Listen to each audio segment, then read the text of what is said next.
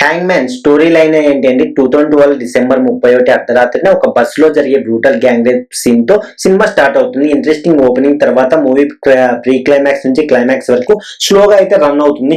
Court నిందితులకి death warrant ఇచ్చాక వాళ్ళకు ఉరి తీసే తలారి శివయ్య చుట్టూ స్టోరీ తిరుగుతుంది. ఆ నిందితులకు ఉరి తీసే సమయంలో శివయ్య ఎలాంటి నిర్ణయం తీసుకున్నాడు, ఆ నిర్ణయానికి కారణం ఏంటి అనేది movie core story. Pre climax మరియు క్లైమాక్స్ మాత్రం చాలా బాగున్నాయి.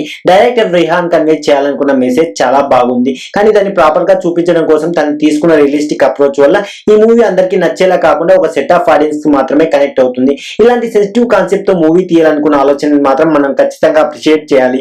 ఇక మూవీలో మైనస్ పాయింట్స్ చూస్తే మూవీలో ఎలాంటి ఎంటర్టైన్మెంట్ ఎలిమెంట్స్ లేకపోవడం, బ్రహ్మాజీ సురభి చుట్టూ మిగతా సినిమా అంతా తిరగడం, సో మరియు క్లైమాక్స్ లో లాజిక్ పక్కన పెట్టి సినిమాని లిబర్టీ తీసుకోవడం లాంటివి మైనస్ గా అనిపించాయి.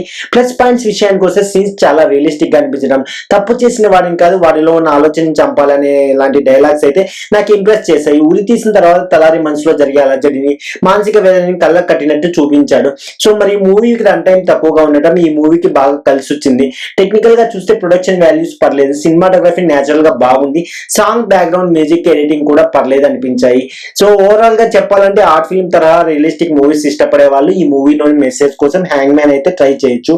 ఈ మూవీకి నేను ఇస్తున్న రేటింగ్ 2.2/5. మీరు చూసింటే మీ ఒపీనియన్ కామెంట్ చేయండి, ఛానల్ సబ్స్క్రైబ్ చేయండి, బెల్ ఐకాన్ ప్రెస్ చేయడం మాత్రం మర్చిపోకండి. That's it guys.